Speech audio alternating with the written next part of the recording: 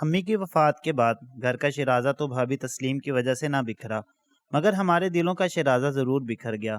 ہم 6 بھائی بہنوں میں سے زیادہ ذہنی نقصان باجی خولا کا ہوا۔ وہ حساس بھی تھیں اور سمجھدار بھی، مگر ماں کی لاڈلی ہونے کے ناطے ان کا ذہن حالات کی باڑ میں الجھ کر ریشم کے نازک پارچے کی مانند دھجی دھجی ہو گیا۔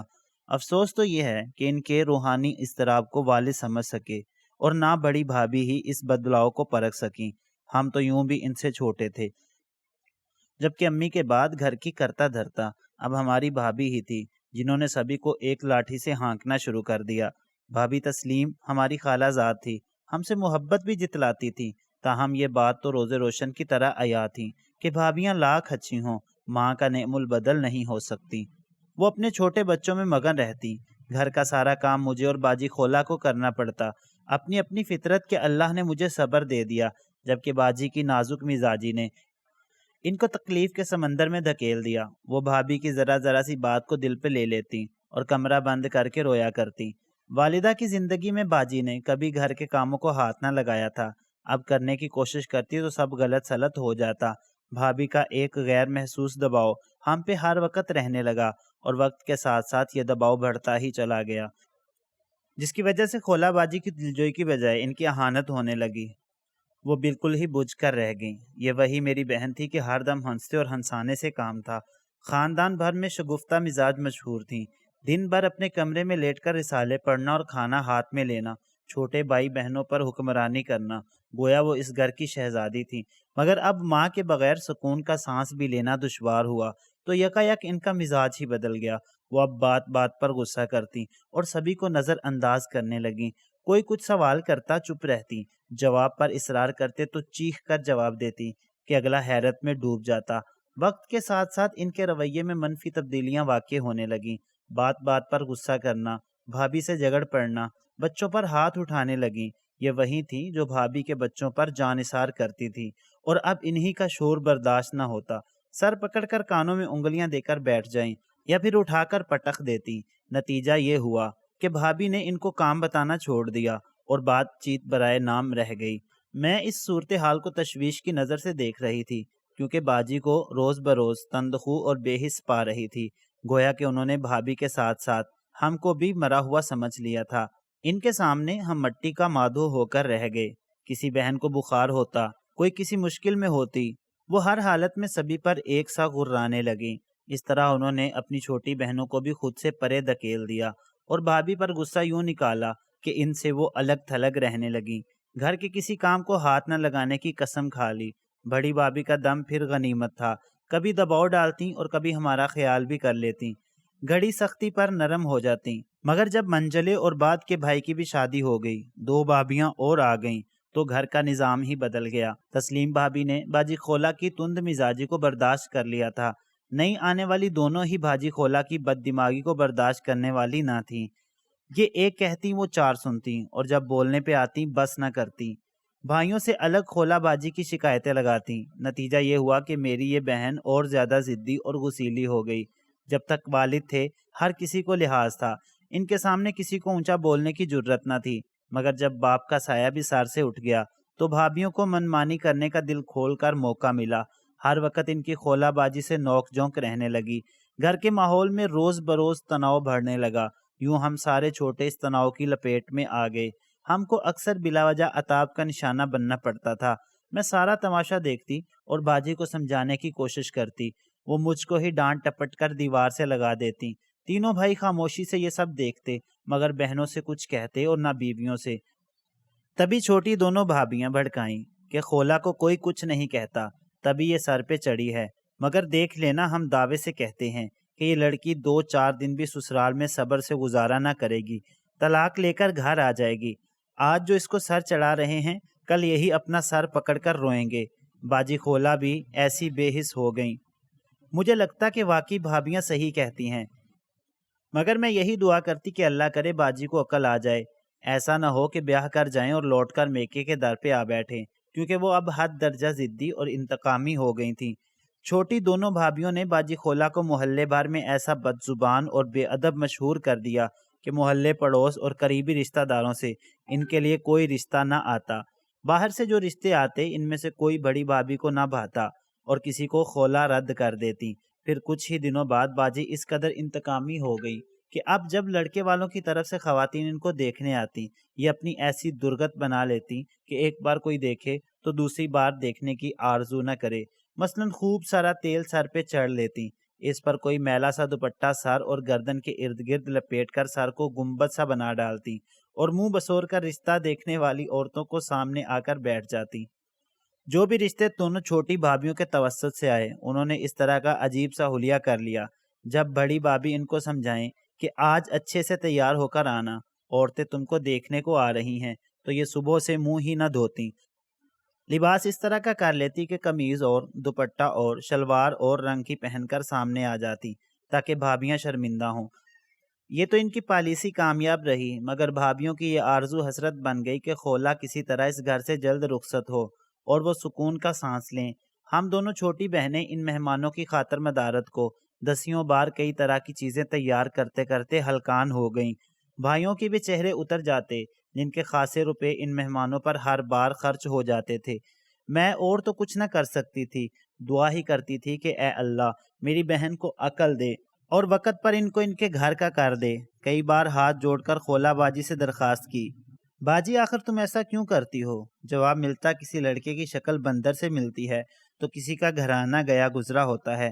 تب میں سوچتی خدا جانے میری اس سر پھری ماں جائی کا کیا بنے گا، جہاں بھی جائے گی مار کھائے گی یا پھر دتکار دی جائے گی۔ بھائی بڑی بہن کو بیانے کی فکر میں رہتے تھے، جبکہ اب تو ہم دونوں چھوٹی بھی شادی کے لائق ہو چکی تھیں، مگر بڑی بہن بیاہی جاتی تو ہی ہماری باری آتی۔ وہ وقت آ گیا کہ اب جو رشتہ آتا باجی کو نظر انداز کر کے یہ لوگ مجھے اور مجھ سے چھوٹی کو پسند کرنے لگے۔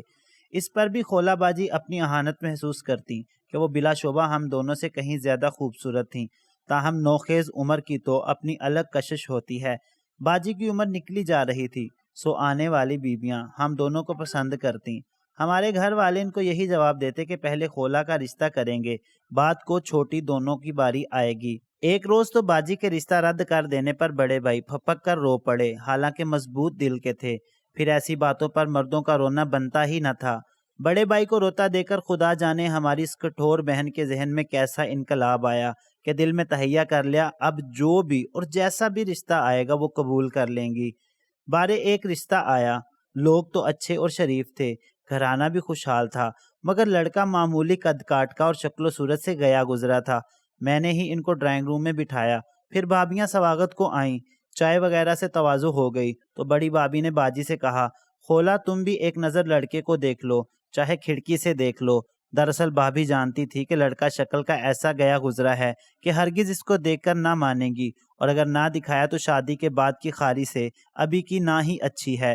بس ٹھیک ہے بھابی، جیسا بھی ہے، اگر لوگ اچھے ہیں اور آپ کو یہ رشتہ صحیح لگتا ہے تو ہاں کہہ دیجئے۔ ان کا یہ خلاف توقع جواب سن کر سبھی کے ہوش اڑ گئے۔ بڑی بھابی بھی سوچ میں پڑ گئیں کہ یہ لڑکی بغیر لڑکا دیکھے ہاں کرنے کو کہہ کر ہم سب کو کسی بڑے امتحان میں ڈالنے والی ہے۔ لڑکے والیاں بھی بے چین تھی کہ لڑکی کو دیکھیں، مگر باجی نے ڈرائنگ روم میں جانے سے سختی سے انکار کر دیا کہ جب کہہ دیا ہے آپ کو منظور تو مجھے بھی منظور ہے، پھر کیوں میرے پیچھے پڑی ہیں۔ مجبوراً بھابی رشتہ دیکھنے کو آنے والی خواتین کو باجی کے کمرے میں لے آئیں۔ انہوں نے خولا کو دیکھا اور پسند کر لیا، رشتہ طے ہو گیا۔ مگر میرے دل میں اندیشے کا نکارہ بجنے لگا۔ یقین تھا جب لڑکے کی صورت دیکھیں گی خولا باجی فوراً پینترا بدل لیں گی اور میرے پیارے بھائیوں کے سر میں خاک پڑے گی۔ تبھی جوں ہی یہ لوگ باہر نکلے میں خدا حافظ کہتے ہوئے لڑکے کی ماں کے قریب ہوئی اور آہستگی سے سرگوشی کر دی کہ خالہ جی میری یہ بہن بہت غسیلی اور تندخو، اوپر سے کچھ ضدی بھی ہے، ان باتوں کو مد نظر رکھنا۔ وہ مسکرا دیں۔ انہوں نے جواب دیا بیٹی تم پریشان مت ہو، میرا لڑکا بہت ٹھنڈے مزاج کا ہے، ان کا نباہ ہو جائے گا، مجھے خولا پسند ہے۔ وہ یہ کہہ کر دروازے سے نکل گئیں اور میں اس خاتون کے جواب پر ہکا بکا رہ گئی۔ میں تو اس شریف عورت کو آئندہ کی درگت سے بچانا چاہتی تھی جو باجی خولا کی ساس بننے والی تھیں۔ انہوں نے مجھے ہی نادان جان کر لاجواب کر دیا۔ دراصل باجی کی ساس کا خیال تھا کہ بن ماں باپ کے بچے اکثر ضدی ہوتے ہیں، شادی کے بعد جب پیار ملے گا تو سب ٹھیک ہو جائے گا۔ باجی کی شادی بہاول سے ہو گئی۔ بے شک یہ لوگ عمدہ خاندان کے تھے اور ہمارے دلہا بھائی تو بہت شریف اور شرمیلے تھے، ان کو غصہ آتا ہی نہیں تھا، بے حد ٹھنڈے مزاج کے، واقعی ان کی ماں نے سچ کہا تھا۔ شادی کے بعد ہماری بہن کئی مرتبہ آئیں، کبھی ساس اور کبھی دیور کے ساتھ، ہر بار خوش اور مطمئن نظر آئیں۔ سسرال سے بھی ان کے بارے میں کوئی شکایت نہ ملی۔ اب باجی پہلے والی نہ رہی تھی، ہنسنا مسکرانا، شوہر اور سسرال والوں کی تعریفیں کرنا، مجھے اپنے کانوں پہ یقین نہ آتا۔ کئی بار شوہر کے ساتھ آتی، اپنے شوہر کو پیش رکھتی، میکے میں عزت دی اور دلوائی، ان کے ساتھ نہایت خوش اخلاقی سے پیش آتی، ہمارے سامنے شوہر کی خدمت کرتی اور تعریف بھی۔ میں حیران تھی، یہ وہی میری بہن تھی کہ ہر وقت غصہ جن کی ناک پہ دھرا رہتا تھا، جن کی بد زبانی سے بھابیاں تنگ تھیں۔ وہ کتنی بدل چکی تھی۔ پہلے جب بھی بہاول کا خیال آتا، دل کرتا کہ ایسی خوبصورت باجی کو کیسا دلہا ملا۔ ایک دن باجی کا دیور آیا اور بیٹے کی خوشخبری دی۔ میں اور بڑی بھابی تبھی مبارکباد دینے باجی کے گھر چلے گئے۔ تمام گھر خوشیوں سے مہک رہا تھا۔ بیٹا ماشاءاللہ بہت خوبصورت اور صحت مند تھا۔ میں نے شکر کیا۔ تھوڑی دیر بعد بہاول بھائی آئے، ان کا چہرہ خوشی سے دمک رہا تھا۔ آج پہلی مرتبہ وہ مجھے اچھے لگے۔